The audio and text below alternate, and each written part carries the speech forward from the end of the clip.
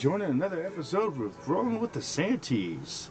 We visited two distilleries this weekend, and it was Bulleit, being this one here, and then we'll see Jeptha Creed as we go through the video here. And here at Bulleit, we call these warehouses, not rick house. There actually is a difference between the two, and I'm going to teach you the difference. If you ever seen a rick house, you notice the difference immediately. Now we got a local farmer. Yes. Warehouse versus what? Rick house. Yeah, and I'll explain what it is here in a little bit.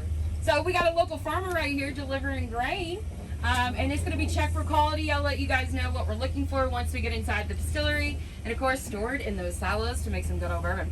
Are you talking about what we're looking here? Now guys, at the very beginning of this tour, I told you we were going to be talking about distillation in the 21st century. This is what it looks like.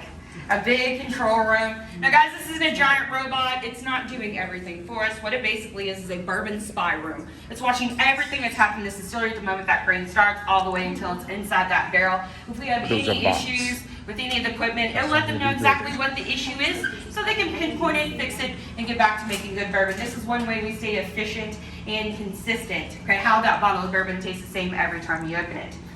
Now guys, once we receive our grain, you guys see that local farmer up there in the corner? You see that video feed of him?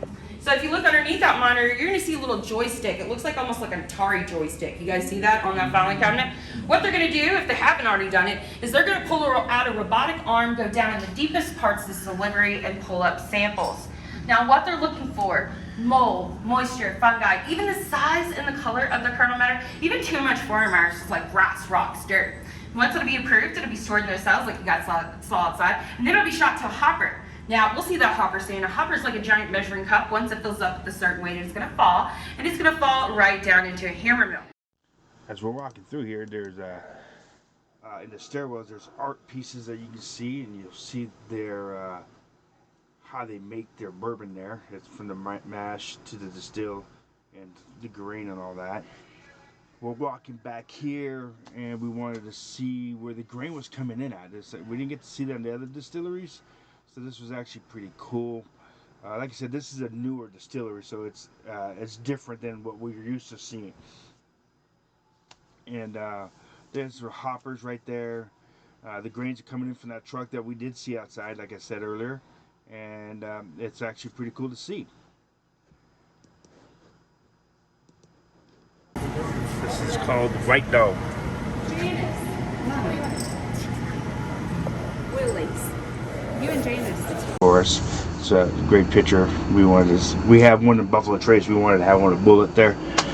This is the White Dog that we're smelling.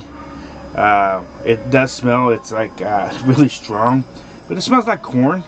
Some different notes. And Michelle wanted to joke around and see if she wanted to drink it. We wanted Greg to smell it there. We did go with Michelle, Greg, and Patrick and Nikki.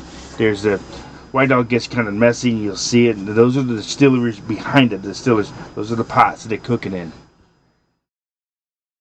We have 5 yeast strains that are completely unique to us.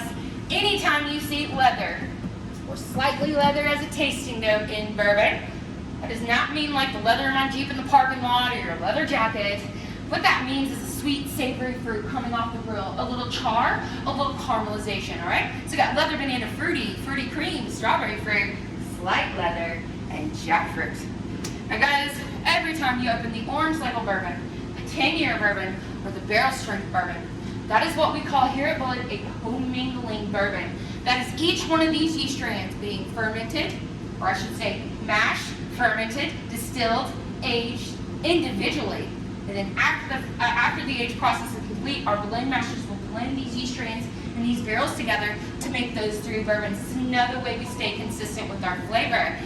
Let's stay in the tasting room. I poured something special for you guys. I poured you a single barrel because I want to teach you the difference between coexisting blended bourbon that has all 5 of these yeast strains and a single yeast strain bourbon. And guys, what you're trying today is one of the most rarest yeast strains. I've never seen it in a single barrel until 2 weeks ago. It is our jackfruit. Now guys, if you don't know what jackfruit is, it's Asian Pacific fruit. Looks like a football and a pineapple had a baby, about 2 feet tall. Tastes like a smoky mango. One of the reasons we don't see it very often in the United States is that you have to eat it very fresh. It goes bad very, very quickly. And remember, these yeast strains are not coming from that fruit. It's just mimicking those fruits flavors. Alright guys, we're about to go on the bourbon smack and smell. Smack and smell. Do yours first. Smack and smell. You want to do it? What do you get? Butter popcorn. Wine and dine, you guys, right? Or bourbon and dine, that's what we say here. So guys, our first one, and again, left to right, is what we call our flagship bourbon. This is really the first bourbon that we really came out with. Again, this is a high rye mash bill, 68% corn, 28% rye, 4% barley. Are we gonna taste our barley in our bourbon today? Nope. No. Good. Sometimes I say that it's crickets. Nobody knows what I'm talking about. Yes, it's just there for the mashing process. I love when you guys age it. Just like, cold chills instantly. So this one's going to be aged 5 to 7 years, and this one is 90 proof. Now what we're going to do is I want you to pick up glass number 1. When you smell, I want you to open your mouth, and we're going to smell about. So guys, what is in your cellar is not in your bourbon. 2. So number 2 is my favorite bourbon in the entire universe. I love this bourbon, but guys, if you have not seen this bourbon in your hometown, there's a good reason why. We were out of this for a little while during the pandemic. We recently got it back, it's being distributed, it's being bottled, but it may take a little bit of time to get to your home state. So if you have not seen this in your home state, buy you a couple bottles. By the time you finish it, you should. But if you're like my husband, it's not going to be there in 2 weeks. I'm sorry, it's just not. Okay? Now guys, this is no different actually than number 1. It is number 1 aged 10 to 12 years. That is the golden hour for a bourbon. Like wine always has a year. This will always be a bourbon tier, no matter what, 10 to 12. And just from age alone, we're going to go a little bit in proof, 91.2. Guys, let's remember those level 4 tar barrels we saw at the distilleries with glass number 2. Again, smell and smell more than once. So this one's sweet, but it's different. It's almost like a savory sweet. Smoky, oaky. One of the reasons I love this bourbon so much is it smells like somebody took it right out of the barrel and put it right in my refrigerator right now. It's phenomenal. Let's go and give it a taste. Cheers. You like the 12? We can try the 12. So it's amazing when a few years of bourbon can do to a bourbon, right? Oh my god. Absolutely phenomenal. Sweet. That is good. Oaky. That's good. They both did. And they would always smell smoked vanilla like this.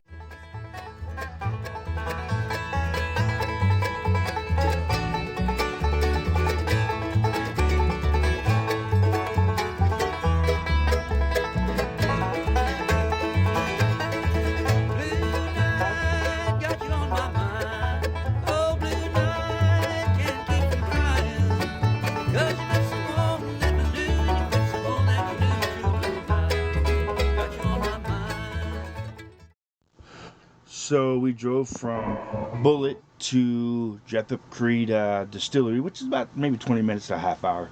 It was nice just to get over there, have lunch. We also had a tasting. It did rain, so we couldn't see the grounds, but other grounds, what we seen was pretty nice. But they informed us during our tasting that there was a barrel of bourbon that a veteran can sign. Well, Patrick did 30 years in the Marine Corps, and I did 22 years in the Marine Corps.